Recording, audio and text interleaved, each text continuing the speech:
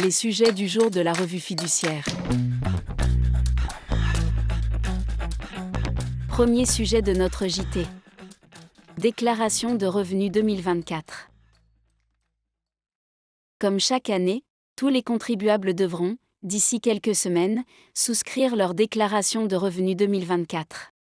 Pour les aider à remplir leurs obligations déclaratives, l'administration diffuse sur le site impôts.gouv.fr une brochure pratique. Y sont dévoilés le millésime 2024 des imprimés fiscaux et les nouveautés fiscales à retenir pour déclarer correctement ses revenus et ses charges de l'année 2023. Chaque rubrique de la déclaration 2042 et de ses annexes est ensuite commentée en détail avec des indications sur les cases à remplir et les points d'attention à retenir. Deuxième sujet de notre JT. Intelligence artificielle générative, quel usage dans les TPE-PME ? Selon une étude récente de BPI France Le Lab, l'utilisation des IA génératives est encore marginale au sein des TPE et PME françaises. Seuls 3% des dirigeants de ces entreprises en font un usage régulier et 12% un usage occasionnel. Ces chiffres sont variables selon les secteurs, alors que l'usage des IA génératives par les dirigeants atteint 24% dans les services, il se limite, en effet, à 4% dans la construction et à 5% dans les transports.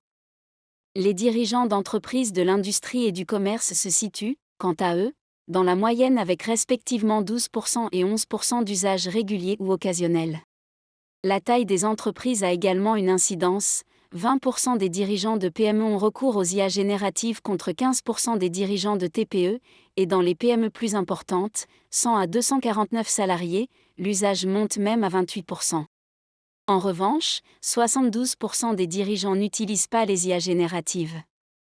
58% n'ont pas l'intention d'en faire usage à court terme et 14% y sont réfractaires, allant parfois jusqu'à en proscrire l'usage dans leur entreprise.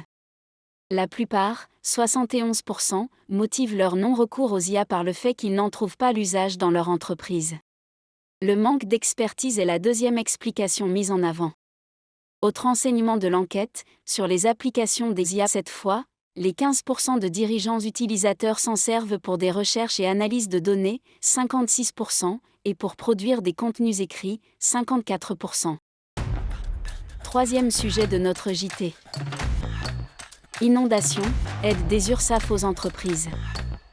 Suite aux inondations survenues en Bourgogne, Centre-Val de Loire et Poitou-Charentes, le réseau des URSSAF a annoncé qu'il sera fait preuve de compréhension face à un retard de déclaration de certains employeurs. Sont concernés les employeurs qui se trouvent dans l'impossibilité temporaire de réaliser ces déclarations du fait des inondations. Ils peuvent demander un délai de paiement.